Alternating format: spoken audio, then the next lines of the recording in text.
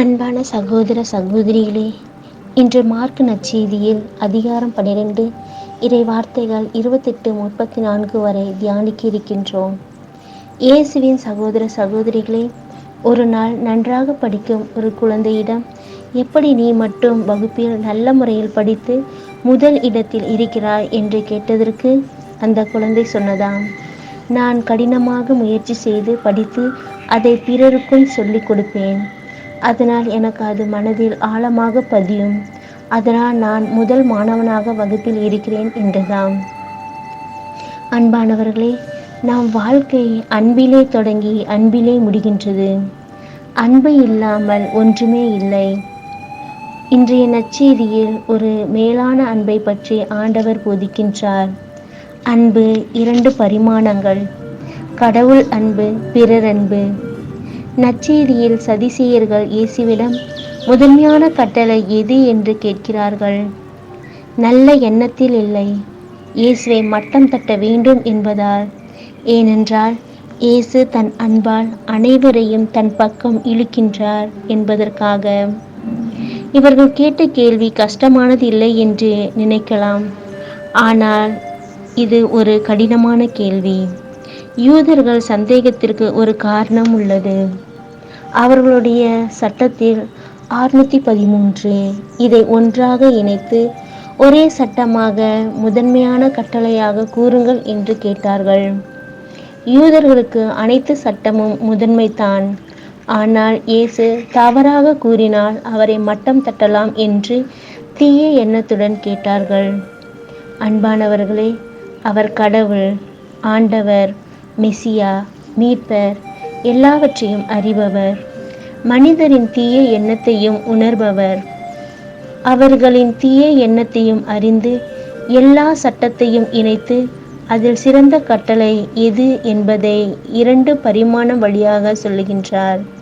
உன் கடவுளாகிய ஆண்டவரை முழு இதயம், உள்ளம், மனம், ஆற்றலோடு அன்பு செய். அதுபோல உன்னை அன்பு செய்வது போல அடுத்தவரையும் அன்பு செய். ஒரே கல்லில் 2 மாங்காய் என்பது போல ஒரு கட்டளையில் 2 பரிமாணங்கள். அன்பு 2 விதத்தில். இன்று நம்முடைய வாழ்க்கை எப்படி இருக்கின்றது? ஆண்டவர் இயேசு கிறிஸ்து நம்மை கடவுளை அன்பு செய்ய அழைக்கின்றார். அதே விதத்தில் நம்முடைய சகோதர சகோதரிகளையும் அன்பு செய்ய அழைக்கின்றார். நம்முடைய அன்பு எப்படி இருக்கின்றது? நம்மிலே பலர் கடவுளை அன்பு செய்வோம், ஆனால் அடுத்தவரை அன்பு செய்ய மாட்டோம். இன்னும் சிலர் பிறரை அன்பு செய்வோம், கடவுளை அன்பு செய்ய பிடிக்காது. இன்று ஆண்டவர் சொல்லும் பதில் இதுதான்: இரண்டுமே சமமாக செல்ல வேண்டும். கடவுள் இல்லையேல் மனிதர் இல்லை, மனிதர் இல்லையேல் அன்பில்லை. நம்முடைய அன்பு எப்படி இருக்கின்றது? பிறரை அன்பு செய்ய வேண்டும் என்ற நல்ல எண்ணம் இருக்கிறதா என்று சிந்தித்து பார்க்க வேண்டும்.